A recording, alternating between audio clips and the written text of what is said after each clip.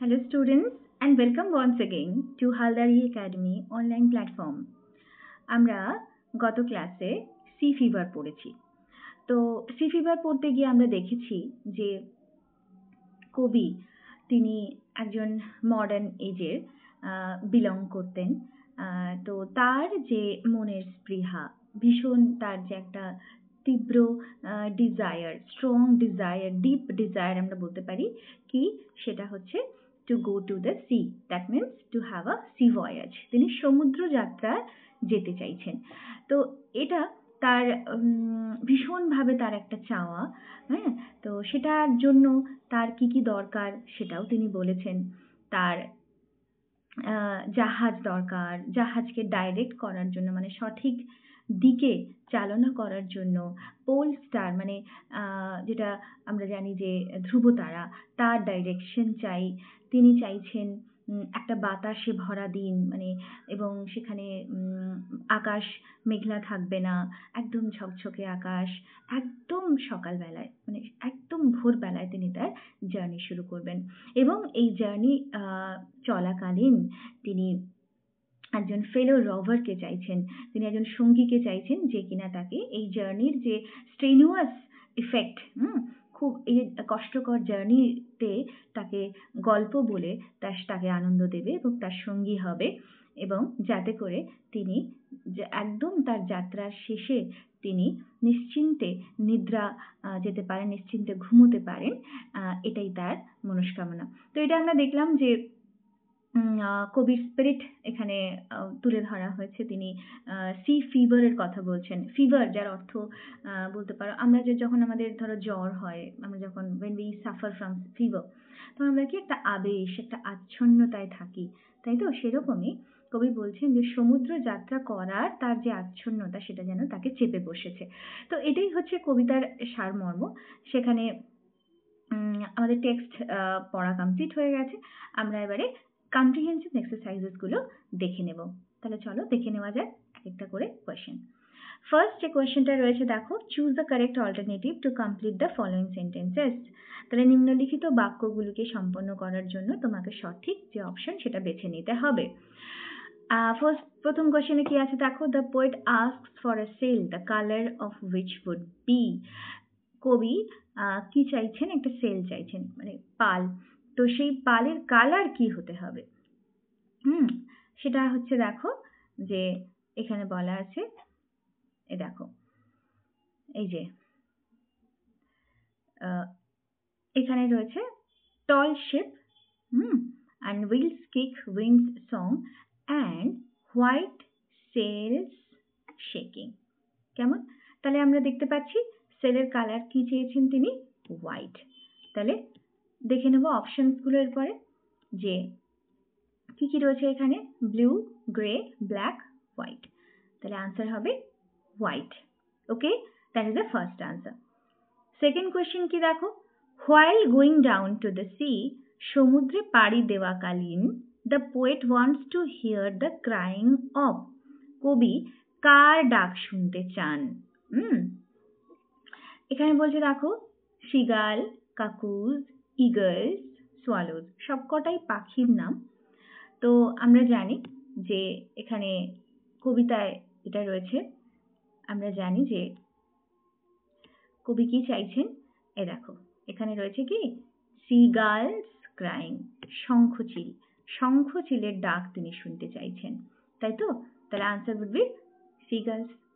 Next, the wind on the sea is like a wetted, বাতাস, সমুদ্রের যে বাতাসটা সেটা কি রকম? এখানে দেখো অপশনস রয়েছে, শোড মানে অস্ত্র, হ্যাঁ, এক্স বলতে পারো কুড়ুল, হ্যাঁ, আর নাইফ কোনো ছুরি নাকি কোনো বল্লম। তো সেটাও আমরা জানি, তবু একবার দেখে নেব।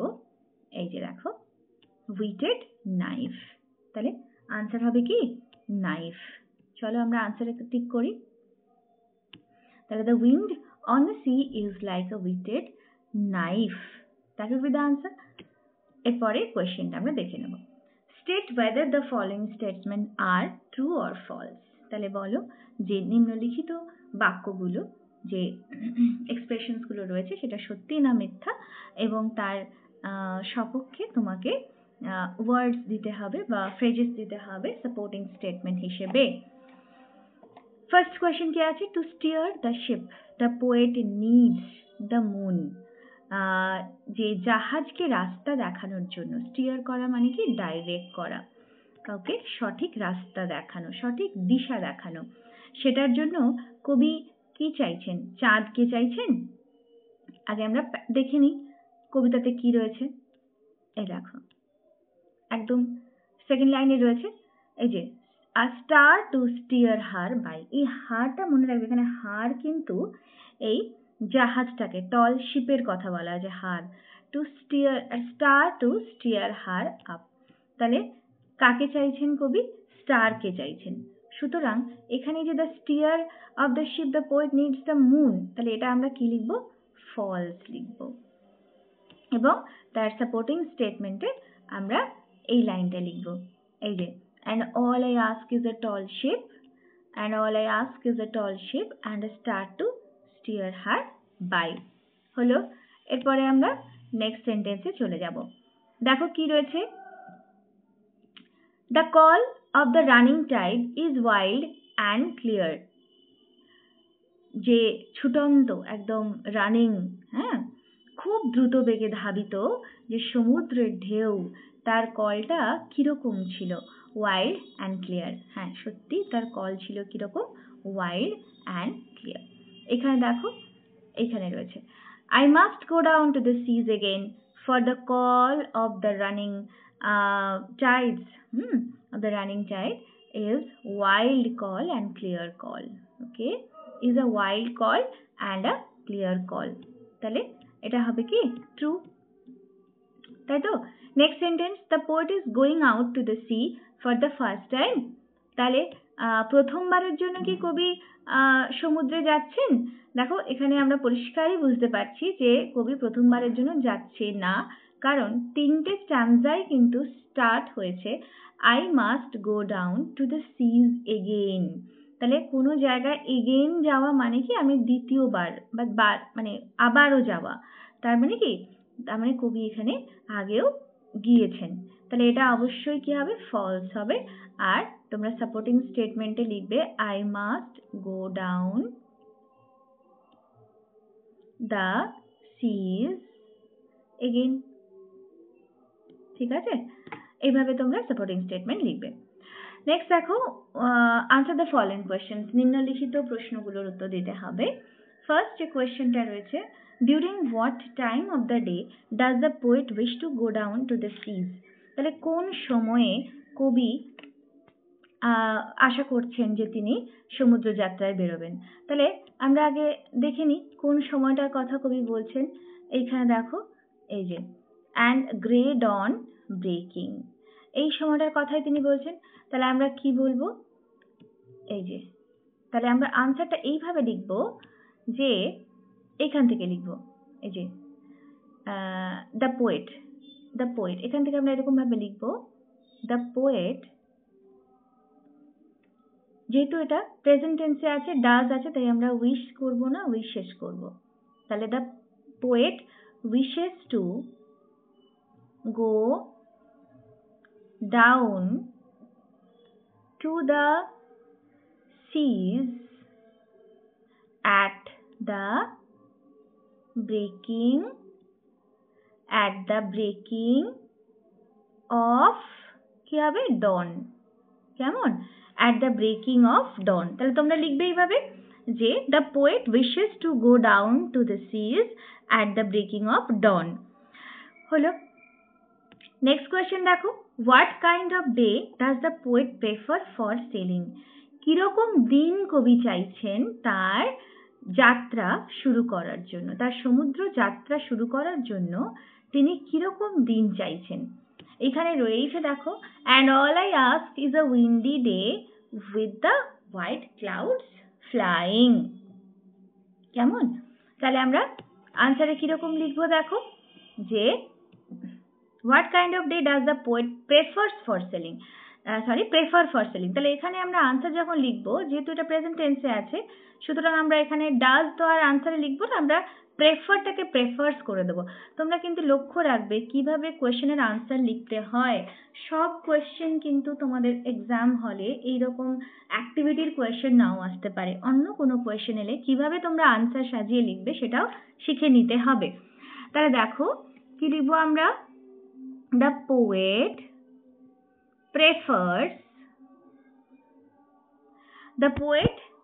prefers a windy day. কিরকম?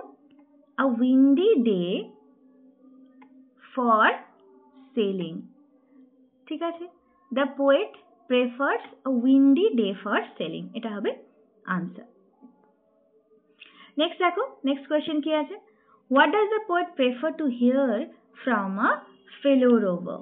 তিনি তার সঙ্গী নাবিকের কাছ থেকে, তার সঙ্গীর কাছ থেকে কি শুনতে চাইছেন? এই যে মেরি ইয়ার্ন, আনন্দের মজার গল্প শুনতে চাইছেন, তাই তো? তাহলে আমরা কিভাবে লিখবো আনসারটা, যে এই যে দ্য পোয়েট, এইভাবে আগেরটাও যেরকম লিখেছিলাম সেইভাবে লিখবো, the poet prefers to hear Mary yearn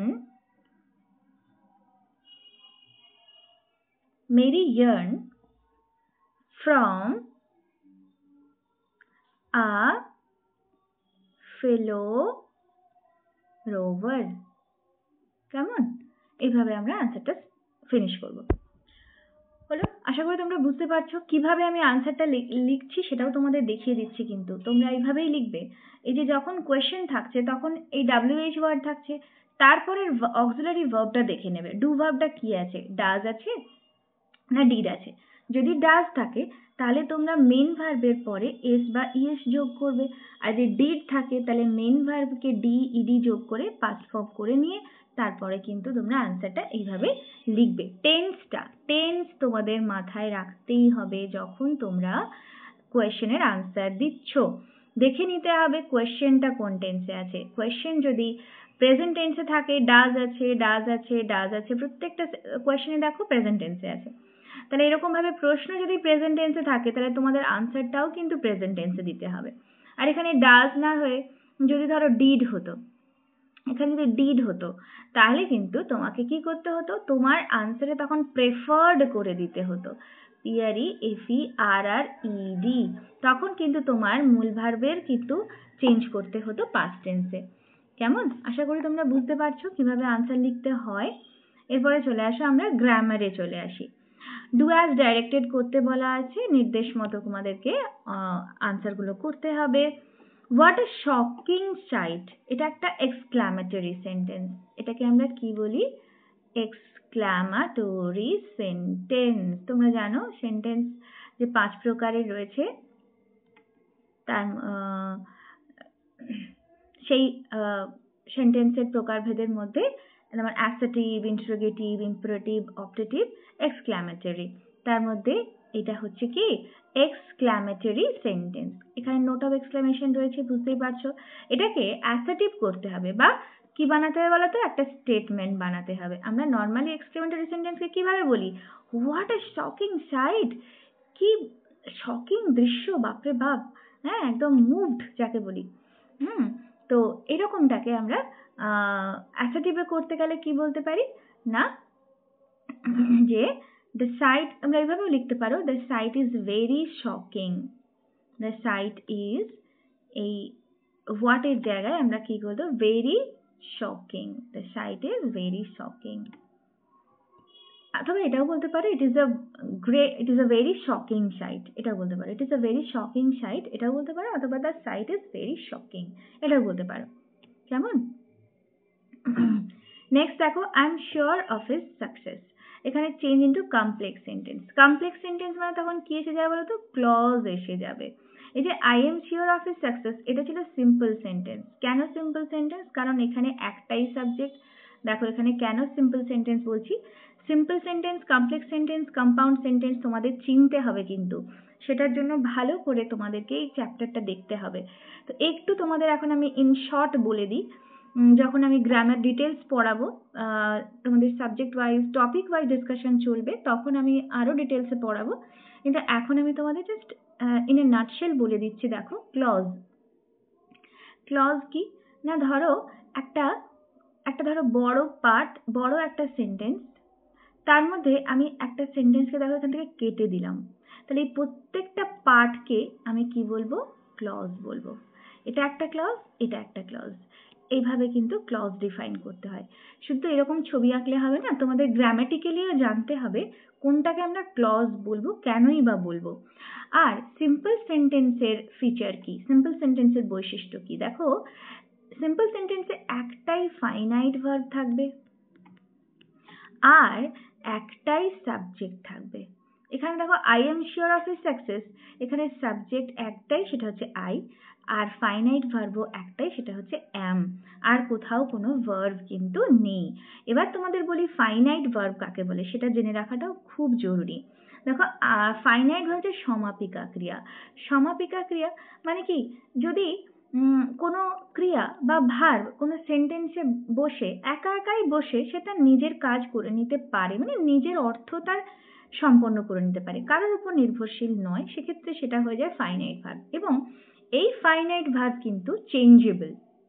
কিরকম চেঞ্জেবল? না, যদি টেন্স চেঞ্জ করি, যদি আমি তোমাদের বলি বাচ্চারা বলো তো এই সেন্টেন্সটাকে পাস্ট টেন্সে লিখলে কি হবে, তুমি তখন চট করে অ্যামটাকে ওয়াজ করে দেবে, আই ওয়াজ শিওর, তাহলে তুমি চেঞ্জ করতে পারছো। আমি যদি বলি এটাকে ফিউচারে করো, তাহলে আই উইল বি শিওর, এরকম ভাবে আমরা কিন্তু চেঞ্জ করতে পারি ভার্বগুলো। এবং ভার্বের চেঞ্জ মানে চেঞ্জ করতে পারছি, মানে অ্যাজ পার টেন্স চেঞ্জ করতে পারছি, মানে সেটা অবশ্যই কি ভার্ব? Finite verb. আরেকটা জিনিস, সাবজেক্টের নাম্বার হ্যাঁ অনুযায়ী কিন্তু নাম্বার এবং পার্সন, মনে রাখবে সাবজেক্টের নাম্বার এবং পার্সন অনুযায়ী ভার্বটা চেঞ্জ হয়। যেরকম ধরো এটা ফার্স্ট পার্সন আছে আই, আমি যদি বলি তুমি থার্ড পার্সন সিঙ্গুলার নাম্বার লাগাও, তাহলে তুমি কি অ্যাম বসবে? নিশ্চয়ই অ্যাম বসাবে না, তুমি অ্যামকে কি করে দেবে? হি ইজ শিওর, এটা করে দেবে। তাহলে দেখো যে ভার্ব কি হয়, তাহলে আরো একবার বলছি, যে সমস্ত ভার্ব কোনো সেন্টেন্সে বসলে সে তার নিজের অর্থ নিজেই সম্পন্ন করতে পারে, কোনো আদার্স কোনো ভার্বের উপর ডিপেন্ডেন্ট নয়, সেটা একটা। দ্বিতীয়ত, এই ভার্বগুলো আমরা অ্যাকর্ডিং টু টেন্স ভার্বের ফর্ম চেঞ্জ করতে পারি, মানে চেঞ্জ হয় এরা। আবার সাবজেক্টের পার্সন এবং নাম্বার অনুযায়ী কিন্তু এই ভার্বগুলো চেঞ্জেবল। এইসব ক্ষেত্রে যে ভার্বগুলো ব্যবহার হয় সেটা হচ্ছে ফাইনাইট ভার্ব, রিমেম্বার। এবার দেখো এখানে একটাই সাবজেক্ট একটাই ফাইনাইট ভার্ব, সেই জন্য এটা কি সিম্পল সেন্টেন্স, তাই না? এবার আমি এটাকে যখন কমপ্লেক্সে করব তখন কিন্তু ভেঙে দেব, মানে কি একাধিক তখন সাবজেক্ট থাকবে, একাধিক ফাইনাইট ভার্ব থাকবে। কিরকম? আগে আমি আনসারটা করি, তারপর তোমাদের বুঝিয়ে দিচ্ছি। দেখো, I am sure that he will succeed. কেমন? I am sure that he will succeed. দেখো এখানে তাহলে দুটো ক্লজে ভেঙে যাচ্ছে। প্রথমে I am sure, তারপরে that he will succeed, তাহলে দুটো পার্ট হয়ে যাচ্ছে। এবং দুটো পার্টেই তোমরা দেখতে পাবে যে কিন্তু দুটো পার্টের যে সাবজেক্ট এবং ভার্ব আলাদা হয়ে যাচ্ছে। দেখো আমি এখানে কালার চেঞ্জ করে তোমাদের দেখাচ্ছি। এই পার্টের মানে আই এম শিওর পার্টের আই হচ্ছে সাবজেক্ট, আর ফাইনাইট ভার্ব হচ্ছে কি অ্যাম, তাই না? আর দ্যাটের পরে দ্যাট একটা কনজাংশন, এই কনজাংশনটা আমরা ইউজ করেছি এটাকে কাট করব বলে, মানে কেটে জুড়বো বলে আমরা কনজাংশন, যে কোনো কিছু জুড়তে গেলে ধরো সেটা সেন্টেন্স হতে পারে, দুটো ওয়ার্ড হতে পারে, আমরা জানি কনজাংশনের কাজ কি, দুটো ওয়ার্ড দুটো সেন্টেন্স যাই কিছু করে যোগ করা বা জোড়া লাগানোই হচ্ছে কনজাংশনের কাজ। তাহলে যখনই আমরা ক্লজে ভাঙছি, তোমাদেরকে আমি আগেও বলেছিলাম যে সেন্টেন্সকে আমি যখন ভেঙে দিচ্ছি একাধিক পার্টে, তখন প্রতিটা পার্ট হয়ে যাচ্ছে ক্লজ। আর এই ক্লজগুলোকে অ্যাড করার জন্য আমরা কনজাংশন ইউজ করি। এখানে যেমন দ্যাট কনজাংশনটা ইউজ হয়েছে, তারপরে দেখো হি উইল সাকসিড, এখানে হিটা সাবজেক্ট আর এই যে উইল সাকসিড। তো এই ফাইনাইট ভার্ব রয়েছে। তাহলে এইভাবে কিন্তু দুটো সেন্টেন্স মানে দুটো সেন্টেন্সে পার্ট অফ দ্য সেন্টেন্স, দুটো পার্টেই কিন্তু তার নিজস্ব সাবজেক্ট এবং তার নিজস্ব ফাইনাইট ভার্ব রয়েছে। কেমন? আশা করি তোমরা বুঝতে পেরেছো। নেক্সট আমরা কি করব, যে দেখে নেব কি রয়েছে। এবার দেখো, Snigdha is not only wise but also brave। এখানে দেখো এই যে সেন্টেন্সটা, এটা কোন টাইপ অফ সেন্টেন্স সেটা জানতে হবে। এটা হচ্ছে তোমার সিম্পল, এটা মানে স্নিগ্ধা সরি এটা হচ্ছে কম্পাউন্ড সেন্টেন্স, বুঝেছো? এটা হচ্ছে কম্পাউন্ড সেন্টেন্স। কম্পাউন্ড সেন্টেন্স কি না, কম্পাউন্ড সেন্টেন্স হচ্ছে মোর দেন ওয়ান মানে ইন্ডিপেন্ডেন্ট ক্লজ আর কি, যেটা হচ্ছে ইন্ডিপেন্ডেন্ট বা প্রিন্সিপাল ক্লজ বলতে পারো। মোর দেন ওয়ান প্রিন্সিপাল ক্লজ কি হবে, যুক্ত থাকবে। এই ধরো and, but, yet, so, for, not only but also, এইরকম যে কনজাংশনস গুলো আছে সেগুলো দিয়ে যুক্ত থাকবে, এবং যে কটা ক্লজকে যুক্ত করবে তারা প্রত্যেকেই কিন্তু ইন্ডিপেন্ডেন্ট ক্লজ। কেমন? বলছে Snigdha is not only wise but also brave. তাহলে Snigdha is wise and she is brave. তাহলে এইভাবে আমরা কিন্তু এটাকে স্প্লিটও করতে পারি। তো এইটাকে যখন আমি সিম্পল সেন্টেন্সে করব তখন আমরা একটা কি লাগাবো বলো তো, বিসাইডস। কি লাগাবো এখানে? বিসাইডস। কিন্তু বিসাইডস আর বিসাইড দুটোর মধ্যে কিন্তু পার্থক্য তোমরা জেনে রাখো, দুটোই প্রিপোজিশন কিন্তু দুটোর মধ্যে পার্থক্য আছে। এই বিসাইড মানে প্লেস বোঝায়, পাশে, যে my house is beside his, হ্যাঁ আমার বাড়িটা তার বাড়ির পাশে। তো এরকম যদি বলি, বা হি স্যাট বিসাইড মি, সে আমার পাশে বসেছিল, তাহলে সেটা হলে কি পাশে বোঝাচ্ছে। কিন্তু বিসাইডস যদি হয় তাহলে আমরা সেটা কি জানি জানো তো, ইন অ্যাডিশন টু, মানে এর সাথে আরো যুক্ত হলো, something is added to something. হ্যাঁ, এটা হচ্ছে বিসাইডস এর মানে, এস যোগ করে দিলে এটা হয়ে যায়। তাহলে আমরা কি করব, besides being wise Snigdha is brave। তাহলে স্নিগ্ধা ওয়াইজ হওয়ার সাথে সাথে, এই বিসাইডস এর বাংলা মানে হচ্ছে সাথে সাথে। তাহলে তাহলে স্নিগ্ধা বিচক্ষণ হওয়ার সাথে সাথে সাহসীও বটে। তাহলে এইভাবে কিন্তু আমরা সিম্পল সেন্টেন্সে পরিবর্তন করি। আর এই যে বিসাইডস বিং, বিসাইডস বিং আমরা যোগ করলাম, দিয়ে এটাকে নন ফাইনাইট ভার্ব করে দিয়ে আমরা কি করলাম না, সেটাকে সিম্পল সেন্টেন্স করে দিলাম। এবারে সিম্পল সেন্টেন্সে তখন এই যে একটাই সাবজেক্ট এবং একটাই ফাইনাইট ভার্ব হয়ে যায়। কেমন? তো আশা করি তোমরা বুঝতে পেরেছো, ক্লাসটা ভালো লেগেছে তোমাদের। তোমরা আরো অনেক ক্লাস পাবে এরকম ইন ডিটেলস। গ্রামার আলোচনা করব আমরা part by part, unseen passage discuss করব। এইভাবে কিন্তু আমরা সমস্ত তোমাদের সিলেবাসে যা কিছু রয়েছে আমরা সব কিছুই সলভ করব এবং শিখে নেব। তো আজকের ক্লাসটা এই পর্যন্তই। পরবর্তী ক্লাসে আসছি নতুন কোনো টপিক নিয়ে। ততক্ষণ ভালো থেকো, বাই।